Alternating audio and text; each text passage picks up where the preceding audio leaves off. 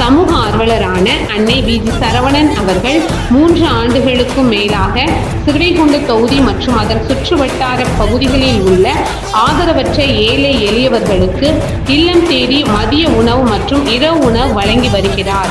இந்நிலையில் தமிழக வெற்றிக் கழகத்தின் ஐம்பெரும் கொள்கை தலைவர்களில் ஒருவரான சமூக ஆர்வலர் அஞ்சலை அம்மாளை கொள்கை தலைவராக அறிவித்ததன் ஏற்பால் தமிழக வெற்றிக் கழகத்துடன் இணைந்து தமிழக வெற்றிக் கழக தலைவர் தளபதி திரு விஜய் அவர்களின் ஆசியுடன் கழக பொதுச் செயலாளர் அண்ணன் புஷ்யன் ஆனந்த் அவர்களின் வழிகாட்டுதலின் படியும் 1000வது நாள் மதிய உணவு மற்றும் இரவு உணவு திட்டத்தை தமிழக வெற்றிக் கழகத்துடன் இணைந்து வழங்கி வருகிறார்.